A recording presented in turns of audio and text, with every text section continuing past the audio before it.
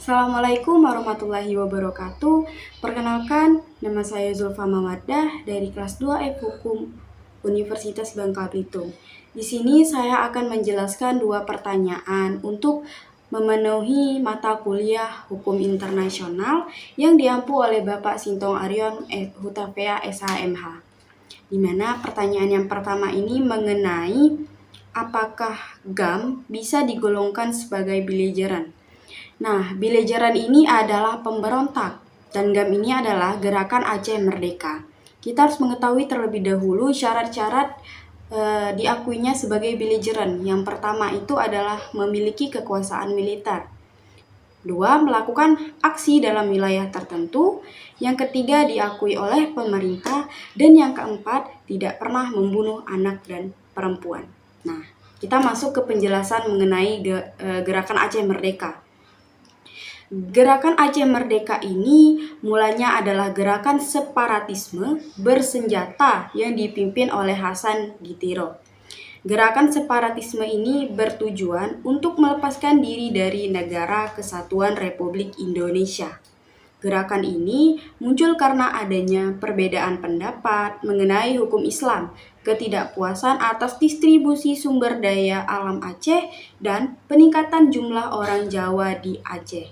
Nah, lalu pada 4 Desember 1976, Hasan ini mengeluarkan perlawanan terhadap pemerintah Republik Indonesia yang dilakukan di kawasan Kabupaten Piede.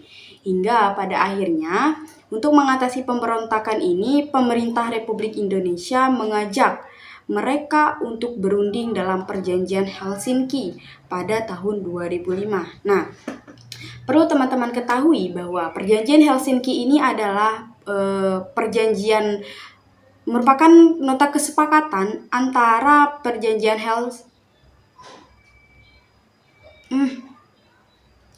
Perlu teman-teman ketahui bahwa Helsinki ini adalah merupakan nota kesepahaman antara pemerintahan Republik Indonesia dengan Gerakan Aceh Merdeka tentang penyelesaian konflik Aceh secara damai.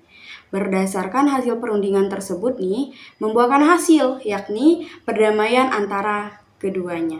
Nah, namun perlu teman-teman garis bawahi bahwa Helsinki ini bukanlah perjanjian internasional, melainkan perjanjian yang diinternasionalkan.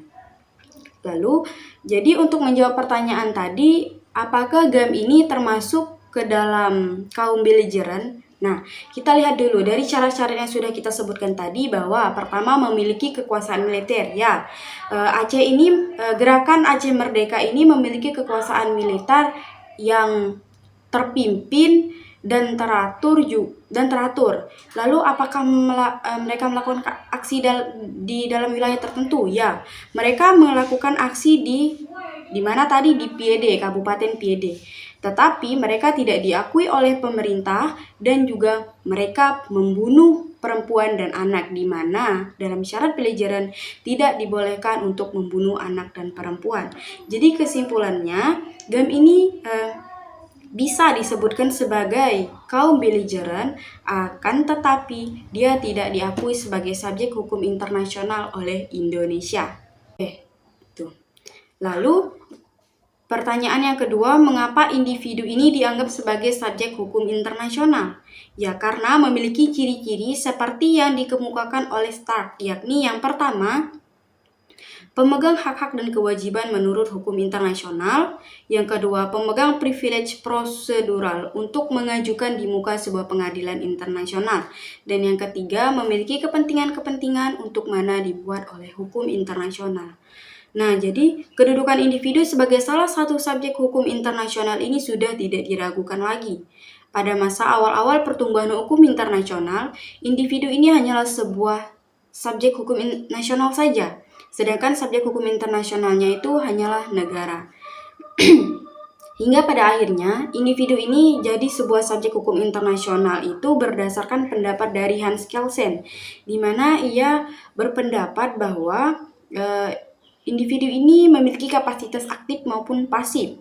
di mana kapasitas aktifnya ini berarti ilmu hukum memberikan peran terhadap individu sebagai aktor atau pelaku dari ketentuan normatif yang dihasilkan dari hukum internasional itu sendiri. Sedangkan dalam kapasitas aktif tersebut, seorang individu ini dapat diminta pertanggungjawabannya atas perbuatan atau tindakannya secara hukum.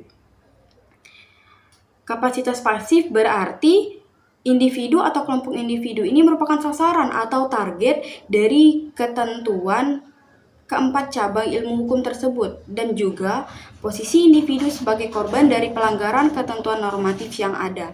Nah, kebebasan bertanggung jawab bagi setiap individu telah diberikan oleh negara, di mana setiap individu berhak menentukan nasibnya sendiri sesuai dengan konstitusi atau undang-undang yang berlaku di negara tersebut. Jadi, itulah mengapa individu ini disebut sebagai subjek hukum internasional ya, karena dia ini adalah pendukung hak dan kewajiban.